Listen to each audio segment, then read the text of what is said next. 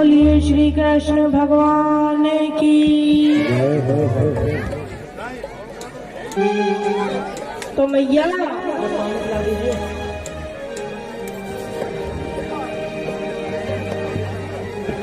भगवान ने अपने ऊपर से कलंक मिटाया। जाम्बवती के साथ भगवान का विवाह हुआ।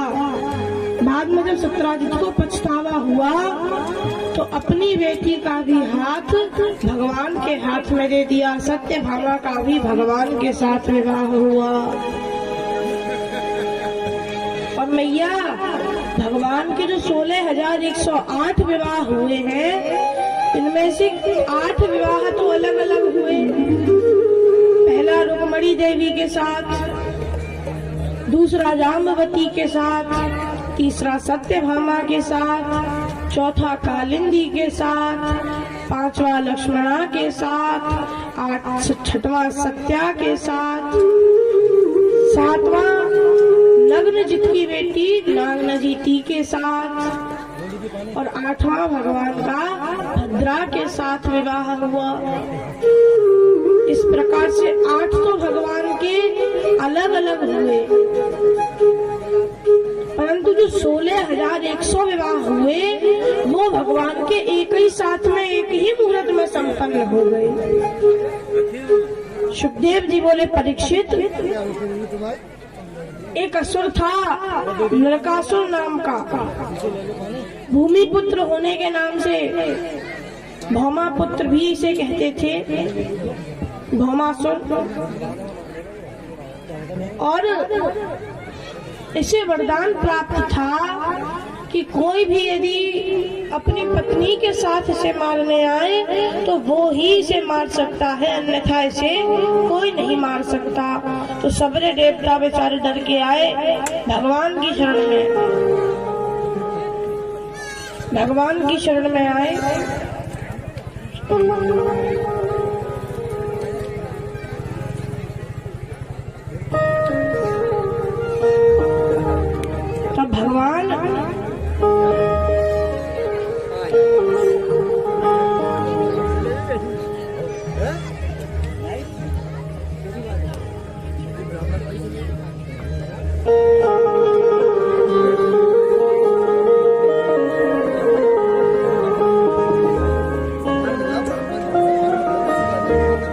तो भगवान अपनी पत्नी देवी सत्यभामा को साथ लेकर के गरुड़ पर आरूढ़ हुए।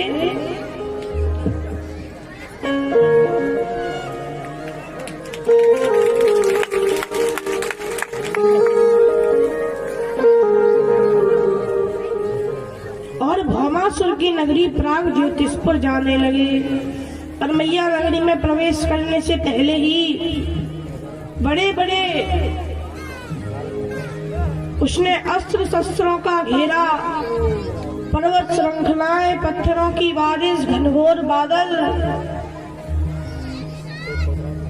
जल, बिजली, करंट की 4 दीवारी इत्यादि बहुत कुछ लगा रखा था ताकि कोई भी अंदर ना आ पाए। परंतु भगवान सबको पार करते हुए मूर दैत्य का वध कर रहे हैं। मूर दैत्य का भगवान ने वध किया तो भगवान का नाम हो गया मुरारी। मुरारी भगवान का नाम हो गया। मुरारी भगवान बने और भौमासुर से लड़ने के लिए पहुंच गए। भौमासुर से युद्ध करने लगे। भौमासुर अपने अस्त्र शस्त्रों का प्रयोग करता है, भगवान अपने अस्त्र शस्त्रों का प्रयोग करते हैं। और मैया बड़ी देर तक दोनों में युद्ध चलता है, परंतु भौमासुर का कुछ भी नहीं बिगड़ता। तब अंत में भगवान सत्यभामा के साथ एक बाण खींचते हैं और जैसे ही भौमासुर पर छोड़ा कि भौमासुर का भी गोविंदाय नमो नमः, भौमासुर का भी उद्धार हो गया, नरकासुर का उद्धार हुआ। उस दिन को आज हम लोग नरक चतुर्दशी के रूप में मनाते हैं।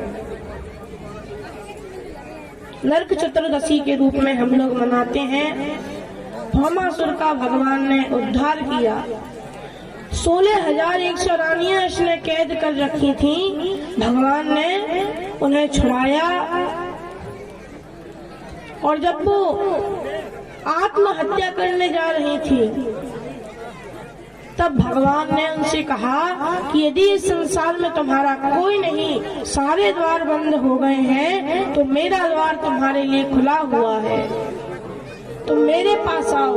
और भगवान ने 16,100 राजकुमारियों से विवाह किया।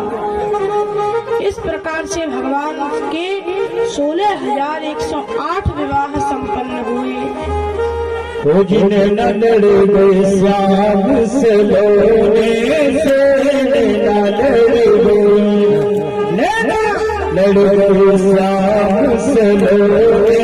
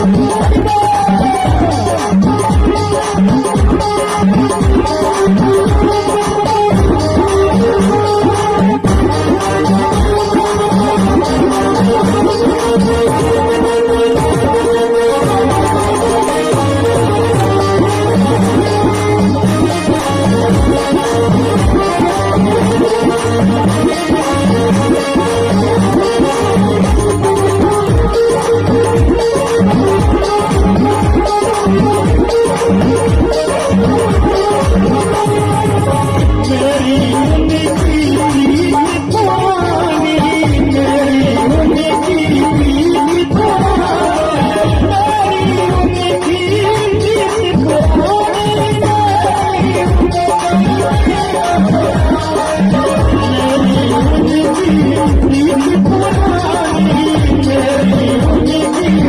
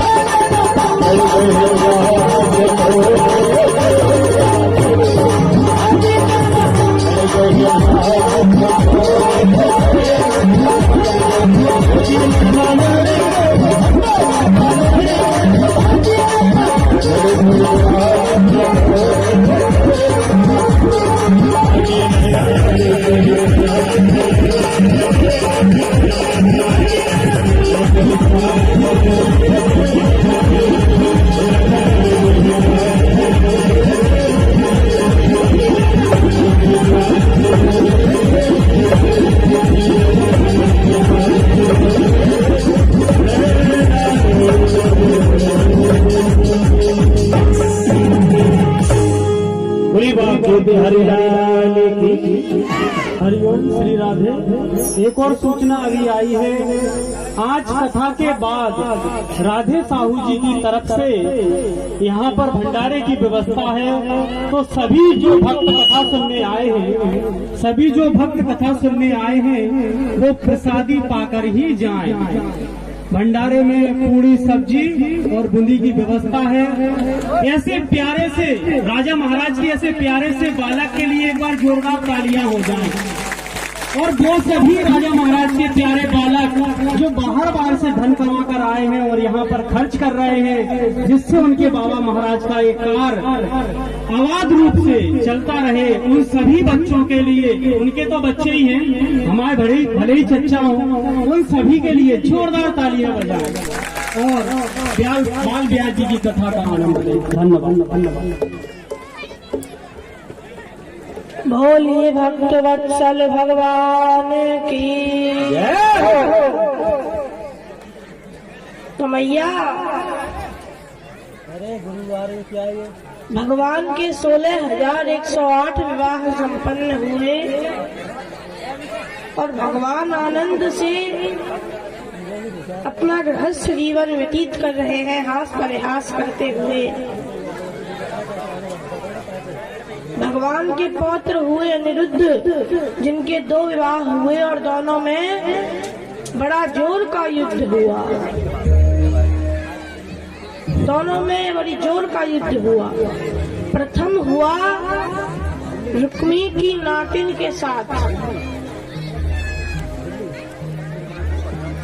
जिसमें तो दाऊ भैया से रुक्मी द्यूत क्रीड़ा करने की कहने लगा। दाऊ भैया ने पहले मना किया, पर बाद में ज्यादा जिंदगी तो दाऊ भैया द्यूत क्रीड़ा करने लगे। एक बार तो रुक्मी जीता, पर बार बार दाऊ भैया जीते, रुक्मी नहीं माना। आकाशवाणी ने भी कह दिया कि दाऊ भैया जीते हैं, पर रुक्मी ने नहीं माना। दाऊ भैया को क्रोध आया, हल मुसल संभाले और रुक्मी का सर धड़ से अलग कर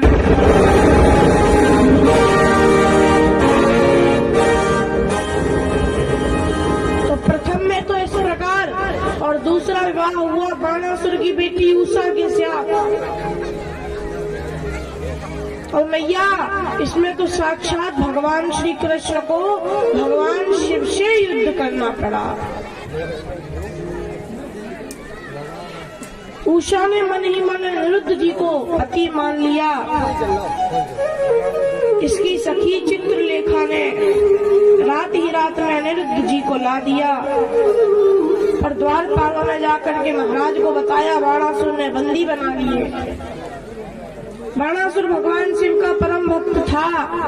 भगवान शिव ने 1000 भुजाएं से दी, और आज जब भगवान श्री कृष्ण ने इसके सोलतपुर पर चढ़ाई की तो ये भगवान शिव की शरण में गया। भगवान शिव आ गए।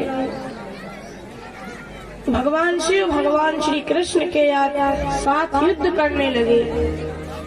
दोनों में युद्ध होने लगा, पर भगवान श्री कृष्ण ने जरम्भरास्त्र का प्रयोग करके भोलेनाथ को सुला दिया और एक एक करके बाणासुर के जो 1000 हाथ थे उन्हें काटने लगे। 4 हाथ भगवान ने छोड़ दिए, अपना चतुर्भुज रूप दिया।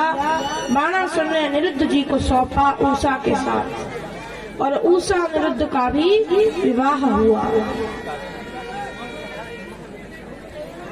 आगे भगवान ने नृग पर कृपा की, जो कि गिरगिट बना हुआ था।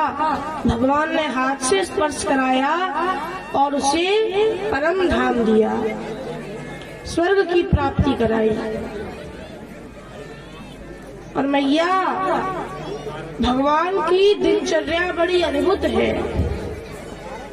एक बार नारद जी ने भी विचार किया, चलकर मैं भी तो देखूं, आखिर प्रभु 16,108 पत्नियां, प्रत्येक पत्नी से 10 पुत्र और 1 पुत्री, प्रत्येक पत्नी से इतना लंबा चौड़ा जब भगवान का परिवार होगा तो भगवान द्वारिका में कैसे रहते होंगे। चल के मैं भी तो देखूं। आजकल तो दौरानी जिटानी सास बहू में ही नहीं बन रही। अच्छा भैया, एक आपको एक सास बहू की कथा सुनाऊं?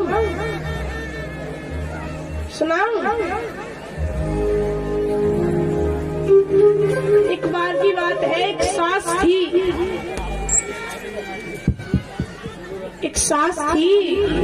तो उसके घर रोजाना एक भिखारी आता तो सास रोजाना उस भिखारी को भगा देती कि दादा हमारे घर में कुछ नहीं है, तुझे कुछ नहीं मिलेगा, आगे जाके देख। एक दिन अब वो गई किसी काम से पड़ोसन के घर और वो भिखारी उसके घर आया तो अब वो नहीं थी तो उसकी बहू ने उसे भगा दिया कि दादा भाग, हमारे घर में कुछ नहीं। और पड़ोसन की खिड़की से सास ने सब कुछ देख लिया कि ये इसे कैसे भगा रही, तो तुरंत भागी आई, भैया इधर आओ। तो भिखारी ने सोचा आज तक तो कछू नहीं देती, आज बुला रही है तो जरूर कछू देगी। भिखारी को बुलाया और बहू से कहा, बोला तूने इसे कैसे भगाया? बहू बोली, आप तो रोज भगाती थी, अब एक दिन मैंने भगा दिया तो क्या हुआ? तो सास बोली, रोज मैं भगाती थी ना, आज तूने क्यों भगाया? आज? बहू बोली, आप भी रोज कहती थी कि हमारे घर में कुछ नहीं, तो मुझे लगा शायद आपके घर में कुछ नहीं होगा, इसलिए मैंने इसे भगा दिया। तो सास बोली, कुछ हो ना हो तुझे क्या मतलब, तूने इसे क्यों भगाया ये बता मुझे। अब दोनों में लड़ाई होने लगी। अंत में सास भिखारी से बोली कि भैया अब तू चला जा, अब खुद भगा रही है, अब तू चला जा। तो बताओ, खुद भगा रही है बिना कुछ दिए और बहू ने भगा दिया तो लड़ने के लिए आ गई बहू से। ये आजकल की सास है, ना तो सास बहू में बनती, ना दौड़ाने जिटाने में बनती, किसी में आजकल बनती ही नहीं। और भगवान इतने बड़े परिवार में कैसे रहते होंगे? नारद जी ने सोचा और आए तो भगवान के 16,108 रानियों के अलग अलग महल हैं। नारद जी पहले रुक्मणी देवी के महल में गए, बाद में सत्यभामा के महल में गए, जामवती के महल में गए। एक एक करके नारद जी कई महलों में गए और सब में उन्हें भगवान कुछ ना कुछ कार्य करते हुए दिखाई दिए। और अब अंत में नारद जी भगवान को प्रणाम करते हैं कि प्रभु ये सब आपकी ही माया है।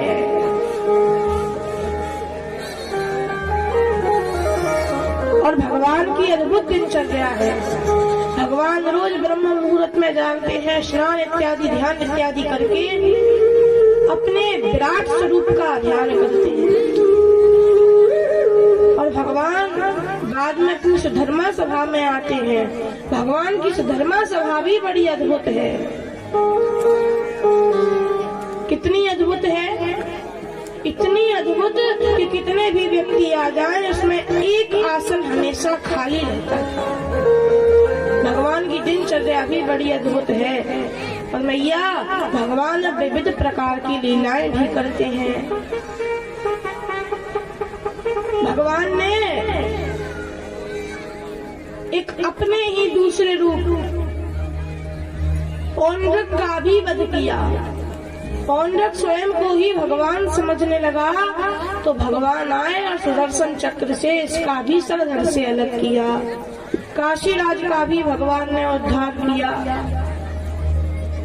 और एक बार भगवान अपनी सुधर्मा सभा में विराजे थे, तभी एक दूत आया, भगवान को प्रणाम करते हुए बोला, प्रभु जरासंध ने 20,000 राजाओं को कैदी बना रखा है, आप चलकर के उन्हें छुड़ाइए। वो आपको पुकार रहे हैं, पुकार कर रहे हैं।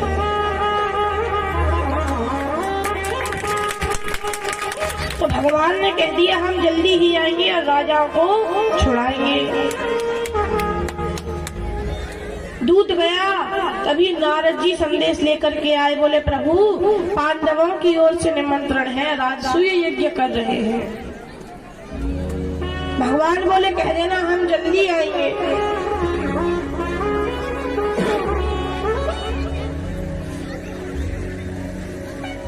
भगवान ने दोनों जगह कहलवा दिया कि हम जल्दी आएंगे। और अब उधर उद्धव जी से पूछने लगे, बताओ उद्धव, पहले किसके यहाँ जाना चाहिए? उद्धव जी बोले, आप पांडवों के यहाँ जाइए, क्योंकि राजकीय यज्ञ कर रहे हैं तो सभी राजाओं को जीतना पड़ेगा, जरासंध को भी जीतेंगे, और तभी आप उन पर कृपा करना एवं जरासंध को मारकर उसके कैदी राजाओं को छुड़ाना। तो भगवान पांडवों के यहाँ आए और मैया भगवान अपने साथ अर्जुन और भीम को ब्राह्मण का वेश धरकर अपने साथ ले गए।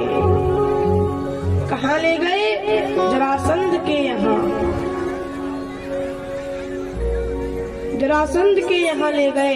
जरासंध ब्राह्मणों का बड़ा भक्त बन गया था, इसलिए भगवान ब्राह्मण वेश में गए।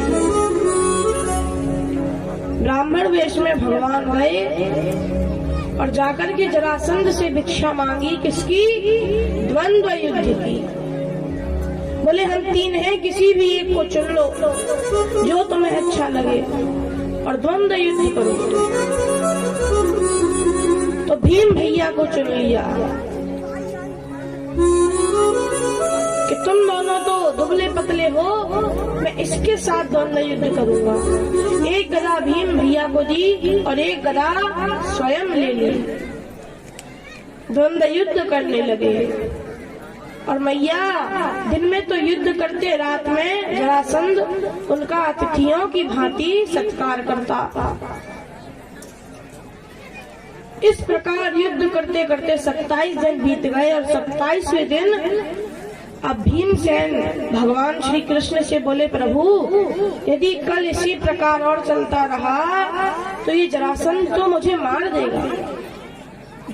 भगवान बोले, बिल्कुल चिंता मत करो, तुम बस एक काम करो, क्या? युद्ध करते करते बीच बीच में मुझे देखता रहा करो। 28वें दिन युद्ध प्रारंभ हुआ तो भीम भैया युद्ध भी करते जा रहे हैं और भगवान को भी देखते जा रहे हैं। जब जरासंध का समय आया तो भगवान ने एक तिनका लिया, तिनके के 2 टुकड़े किए और फेंक दिया। भीम भैया समझ गए, जरासंध को धरती पर लिटाया, एक पैर पर अपना एक पैर रखा और दूसरे पैर को हाथ से पकड़ के जरासंध को बीच में से चीर दिया, 2 टुकड़े कर दिए और फेंक दिए। परंतु भैया जरासंध के वो दोनों टुकड़े बाद में आकर के अपने आप जुड़ गए और पुनः जरासंध युद्ध करने के लिए खड़ा हो गया। तो भीमसेन फिर से भगवान की ओर देखने लगे तो भगवान समझ गए। पुनः एक तिनका लिया, तिनके को बीच में से चीरा और बायां तिनका दाईं तरफ और दायां तिनका बाईं तरफ विपरीत और भगवान ने फेंक दिया। भीमसेन समझ गए, जरासंध को धरती पर लिटाया, पैर पर पैर रख के हाथ से ज्यों ही चीरा और विपरीत दिशा में फेंका, सो जरासंध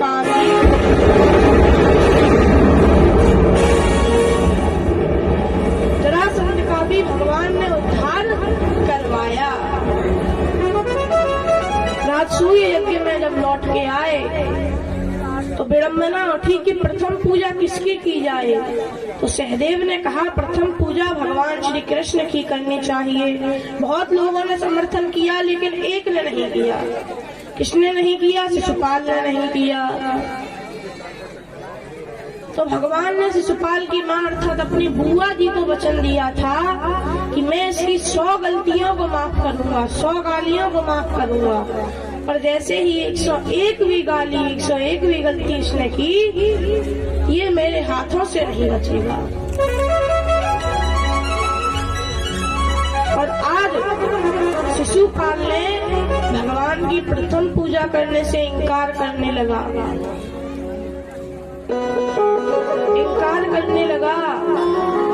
पर भगवान कुछ ना बोले। पांडव शस्त्र लेके खड़े हो गए, भगवान ने शांत कर दिया। भगवान ने गालियां गिनते जा रहे हैं कि कितनी हो गई।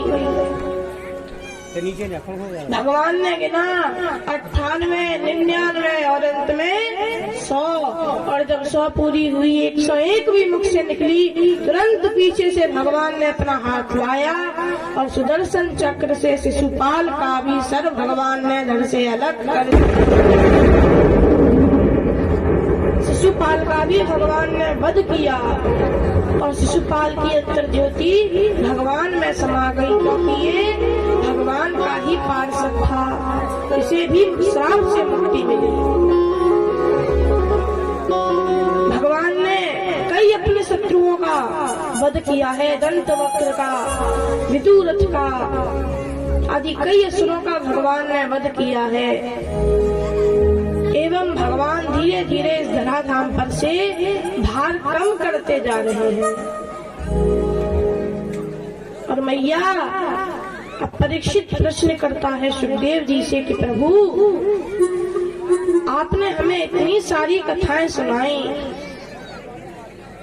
और आपने कई बार भगवान को कुछ नामों से पुकारा। कौन से नाम?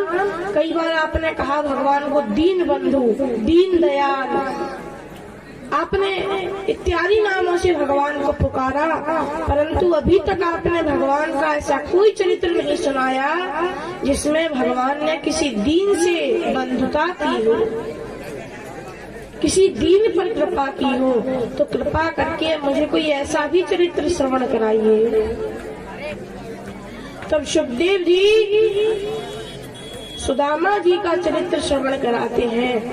मैया, हम सब भी सुदामा जी का चरित्र श्रवण करें। सुखदेव जी बोले, परीक्षित, कृष्णस्यासीत् सखा कश्चित् ब्राह्मणो ब्रह्मवित्तमा विरक्त इंद्रियार्थेषु प्रशांतात्मा जितेन्द्रिय।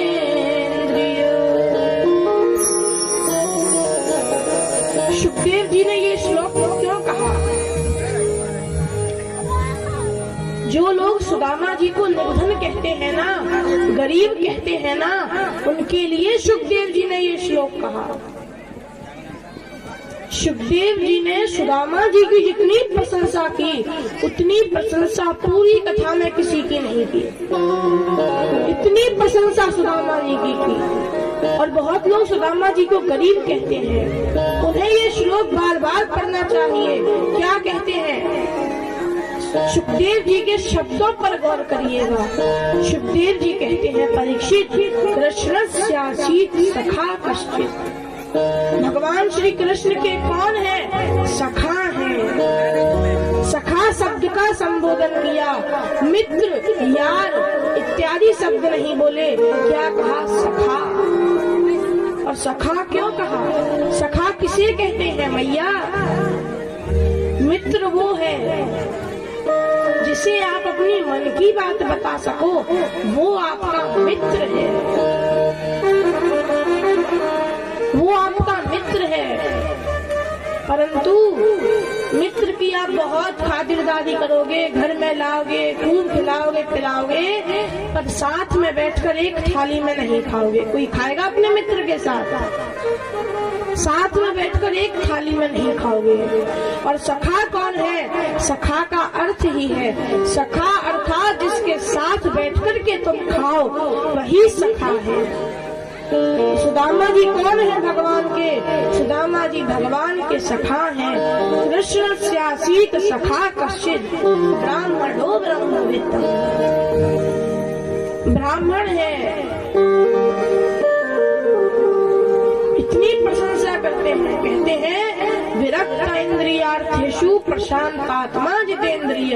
सुदामा जी कैसे हैं? विरक्त हैं, शांत स्वभाव के हैं, किसी से कोई मतलब नहीं, भिक्षा मांग के अपना जीवन यापन करते हैं। पर फिर भी सुखदेव जी ने कैसे शब्द कहे, फिर भी प्रशंसा इन्हें अधूरी सी लगी, तो बोले प्रशांत आत्मा जितेंद्रिय, भिक्षा मांग करके जीवन यापन करते हैं और जिस दिन जितना मिल जाए उतने से ही खुश हैं। प्रशांत आत्मा जितेंद्रिय। मैया संसार में सुखी कौन है? जो हर चीज में संतुष्ट है। और सुदामा जी हर चीज में संतुष्ट हैं।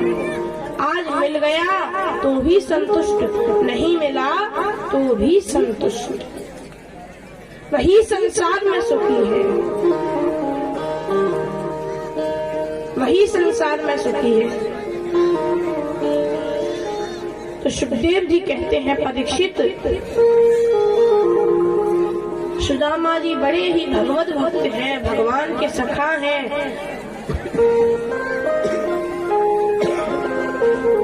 प्रसन्न आत्मा है, प्रशांत आत्मा, जितेंद्रिय, इंद्रियों को जिन्होंने जीत लिया है। क्योंकि प्रशांत आत्मा वही हो सकते हैं जिन्होंने अपनी इंद्रियों को जीत लिया। इंद्रियों पर ही वश नहीं है तो कोई प्रशांत आत्मा कैसे हो सकता है? तो सुदामा जी ने अपनी इंद्रियों पर वश कर लिया, जितेंद्रिय हो गए। और सुखदेव जी बढ़ चढ़ के सुदामा जी का संबोधन करते हैं, बताते हैं कैसे हैं सुदामा जी।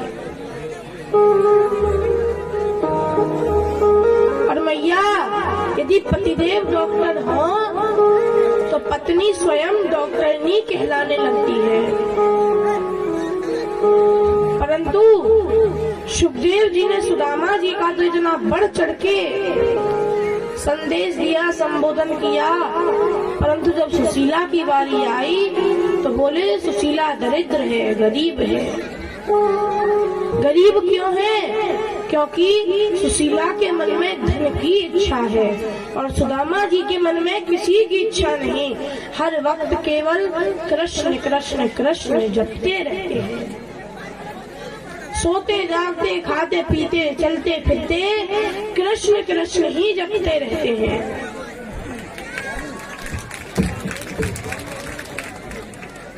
हर वक्त भगवान का नाम ही लेते रहते हैं।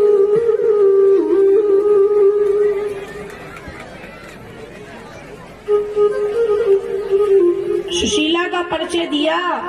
सुशीला दरिद्र है। दरिद्र क्यों है? क्योंकि मन में धन की इच्छा है। और मैया एक बार की बात है,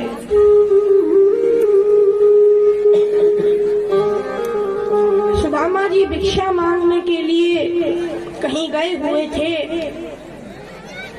तो सुदामा जी का एक मित्र था, वो आया सुशीला के पास, बोला भाभी सुदामा कहाँ है? तो सुशीला बोली कि भैया वो तो भिक्षा मांगने के लिए गए हैं। ये बोला भिक्षा मांगने? आपकी इतनी बुरी स्थिति है कि भिक्षा मांगने जाने पड़ता है? अरे यदि आपको धन चाहिए ना तो एक काम करो, सुदामा को भेजो राजा के महल में, राजा के यहाँ सुदामा को भेजो और एक बार सुदामा राजा की प्रशंसा कर दे, राजा की तारीफ कर दे। और यदि सुदामा राजा की तारीफ कर देगा तो राजा तो प्रसन्न हो जाएगा और क्या पता वो राजा सुदामा को अपना मंत्री ही बना ले। फिर तो तुम्हारे पास धन ही धन होगा।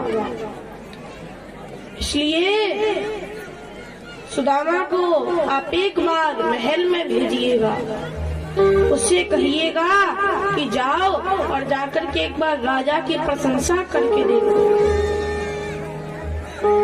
सुदामा जी जब भिक्षा मांग करके लौट के आए, कुछ ना मिला तो सुशीला ने अपने बच्चों से कह दिया कि बेटा आज एकादशी है, सब व्रत किए हैं, किसी के घर में कुछ नहीं बना, इसीलिए आज तुम भी व्रत रहे हो। जिस दिन भिक्षा नहीं मिलती उस दिन इसी प्रकार से बहाने बनाने पड़ते हैं कि बेटा आज एकादशी का व्रत है। आज शुक्रवार का व्रत है। बहुत लोग संतोषी मैया का भी व्रत रखते हैं शुक्रवार का, बहुत सोमवार का भी रखते हैं, बहुत अष्टमी का भी रखते हैं। तो इस प्रकार से समझा देती है, बहाना बना देती है कि बेटा आज एकादशी है, आज अष्टमी है, आज सोमवार है, इसलिए किसी के घर में भोजन नहीं बना। और मैया सुदामा जी की एक आदत है, भिक्षा मांगने जाते हैं तो केवल 5 घरों से भिक्षा मांगते हैं। ये ब्राह्मण का धर्म है कि मांगे तो केवल 5 घरों से, मिले ना मिले पर 5 से 6वें घर ना जाए। आज सुदामा जी लौट के आए तो सुशीला ने सुदामा जी से कहा कि स्वामी एक बार आप महाराज के यहाँ जाइए। आपका मित्र आया था, वो कह रहा था कि सुदामा को महाराज के यहाँ भेज दो, तो आप जाइए और जाकर के हमारे महाराज की कुछ प्रशंसा कीजिए, क्योंकि है तो वो हमारे राजा ही, महाराज ही। जाकर के उनकी प्रशंसा कर दीजिए, उनकी तारीफ कर दीजिए, तो हो सकता है कि राजा आप पर प्रसन्न हो जाए, बहुत धन दे दे, आपको अपना मंत्री बना ले। तो सुदामा जी ने मना किया, समझाने लगे, पगली जब भिक्षा मांगने से ही अपना जीवन यापन हो रहा है तो हम किसी की क्यों प्रशंसा करें, और यदि प्रशंसा करनी है तो उस भगवान की करना। अरे तू राजा की प्रशंसा करने के लिए मुझसे कह रही है, मैं राजा की प्रशंसा करूंगा, राजा कितना धन मुझे दे देगा, कितना धन दे देगा। परंतु यदि मैं वही प्रशंसा उतनी ही देर भगवान की प्रशंसा कर लूं तो भगवान धन तो छोड़ो, मुझे भगवान सब कुछ दे देंगे। सुदामा जी समझाते हैं, पर सुशीला बोली कि स्वामी एक बार जाकर तो देख लो, जाने में क्या बिगड़ रहा है, एक बार जाकर तो देख लो। सुदामा जी बोले ठीक है, तेरे कहने से जा रहा हूँ। सुदामा जी महल में गए। जब सभा में प्रवेश किया तो देखा कि सभा में राजा तो मदिरा पी करके पड़ा हुआ है, मदिरा पी करके। जितने भी सभासद बैठे हैं वो सब भी मदिरा के नशे में हैं। तो मैया सुदामा जी ने जब ये देखा तो आए थे प्रशंसा करने, पर राजा से कहने लगे, अरे मैं तुम्हारी क्या प्रशंसा करूंगा, तुम प्रशंसा करने योग्य कार्य करो तो मैं तुम्हारी प्रशंसा भी करूं, पर तुम प्रशंसा करने के योग्य हो ही नहीं। अरे तुम अपना ये मूल्यवान समय ये यहाँ मदिरा पी करके निकाल रहे हो, भगवान का भजन करो। समय कितना मूल्यवान है। सुदामा जी इस प्रकार से कहते हैं तो राजा को क्रोध आ जाता है। राजा कहता है, अरे मूर्ख, तू ये क्या बकवास कर रहा है, तुझे पता नहीं हम यहाँ के राजा हैं। सुदामा जी बोले, राजा होगे बने रहोगे, मेरे लिए तो राजा महाराज सब मेरा कृष्ण ही है। तो राजा और क्रोध करने लगा। राजा ने अंत में आके कह दिया, इसे महल की छत से नीचे फिकवा दो, प्राण दंड की सजा दे दो। तो सुदामा जी का जो मित्र था वो महाराज से बोला, महाराज अरे ये मूर्ख है, ये क्या आपकी महिमा को जाने, इसे क्षमा कर दीजिए।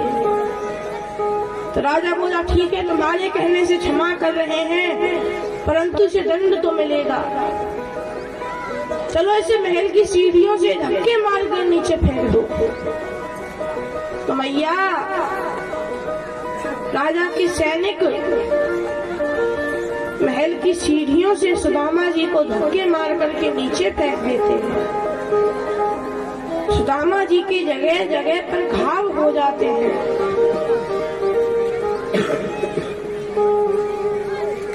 घाव हो जाते हैं सुदामा जी के, रक्त बहने लगता है,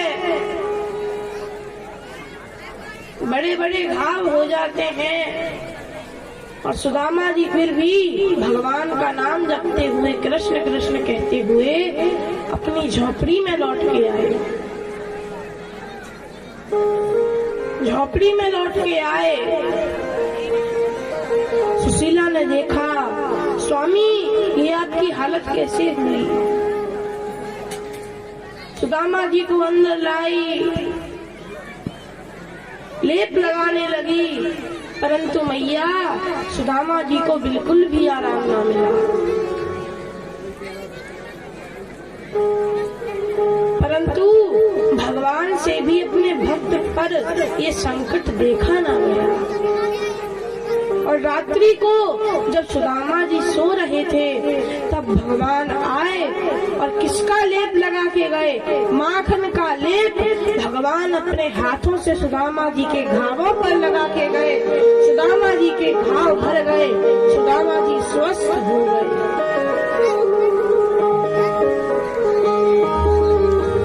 ये भगवान की महिमा है। सुखदेव जी बोले, परीक्षित,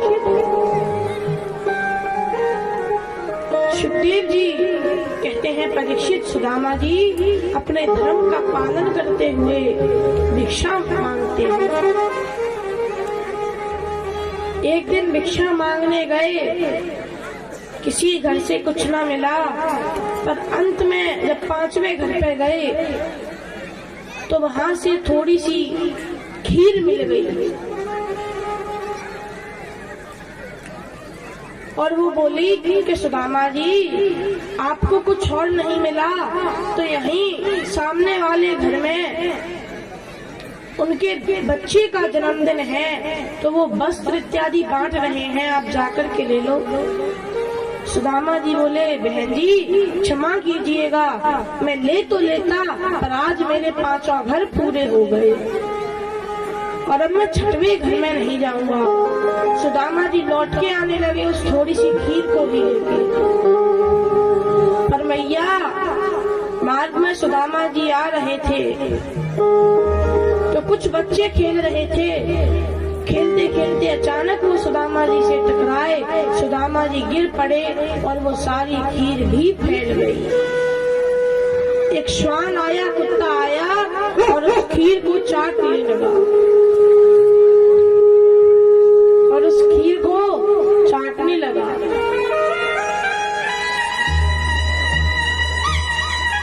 सुदामा जी कुत्ते के भाग्य की समझ करके लौट आए, अपने घर आए। और सुखदेव जी कहते हैं, परीक्षित, इस प्रकार से सुदामा जी अपना जीवन यापन कर रहे हैं। एक बार सुशीला को पता चला कि द्वारकाधीश प्रभु श्री कृष्ण सुदामा जी के मित्र हैं। जब ये पता चला तो सुशीला ने सुदामा जी से कहा कि स्वामी, द्वारकाधीश प्रभु श्री कृष्ण आपके मित्र हैं? बोले हाँ हैं। सुदामा जी ने आज तक ये बात सुशीला से छुपा रखी थी कि कृष्ण मेरा मित्र है। क्यों? क्योंकि यदि पहले बता देते तो सुशीला मानती नहीं, और आज जब पता चला तो सुशीला आज भी नहीं मानी। कह रही है, स्वामी यदि वो आपके मित्र हैं तो आप उनके पास जाइए, उनसे थोड़ा सा धन मांग लीजिएगा, वो तो ब्राह्मण भक्त हैं, आपको धन अवश्य दे देंगे। सुदामा जी बोले कि धन मांगने के लिए तो मैं अपने मित्र के यहाँ बिल्कुल कभी भी ना जाऊंगा, कभी भी ना जाऊंगा।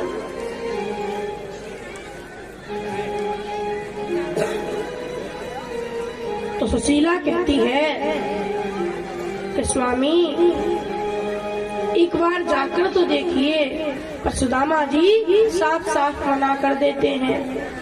तो सुशीला ने विचार किया कि ये धन मांगने तो बिल्कुल जाएंगे ही नहीं। तो सुशीला अंत में बोली कि प्रभु आप धन मांगने मत जाइए, पर आपको उनसे मिले हुए बहुत वर्ष हो गए, उनकी याद तो आती होगी। सुदामा जी बोले कि क्या बताऊं, उसकी याद तो मुझे इतनी आती है कि दिन रात बस उसी का ही नाम जपता रहता हूँ। सुशीला बोली ठीक है, धन मांगने नहीं, एक बार उनके दर्शन करने के लिए तो चले जाओ। सुशीला को पता है कि यदि ये दर्शन करने जाएंगे तो अपने आप ही द्वारकाधीश प्रभु श्री कृष्ण इनके ऐसे वस्त्र देखकर, इनकी ऐसी हालत देखकर अपने आप कुछ ना कुछ दे देंगे। इसलिए कहती है कि कुछ मांगने नहीं, आप दर्शन करने के लिए तो जाओ।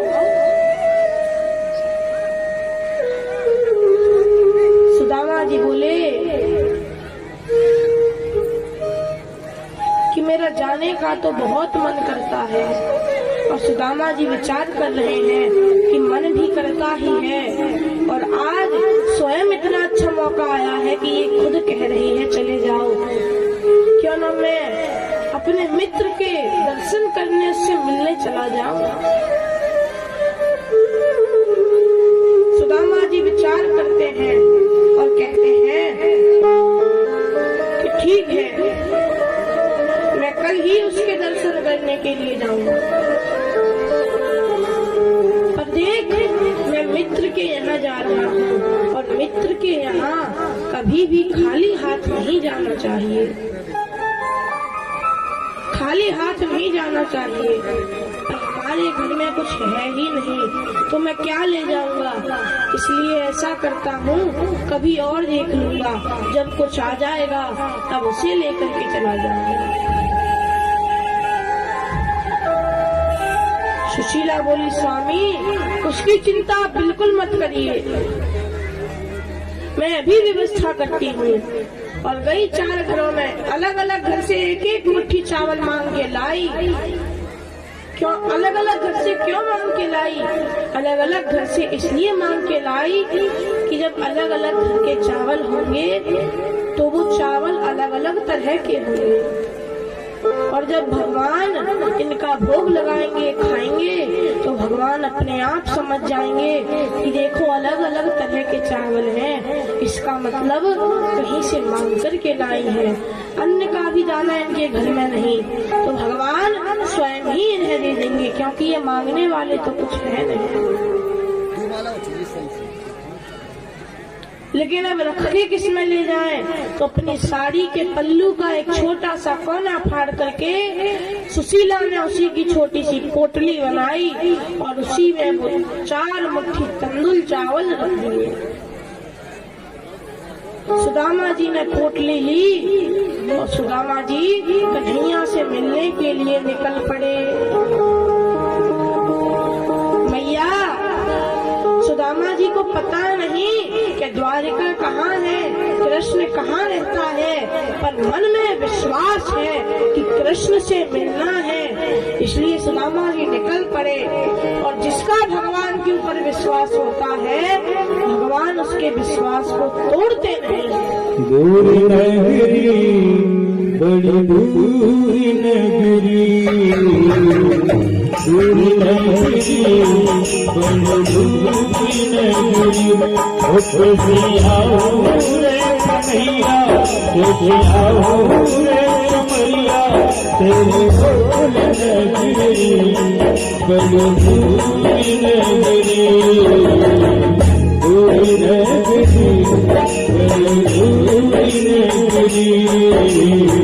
दूर नगरी, दूर नगरी बड़ी दूर नगरी।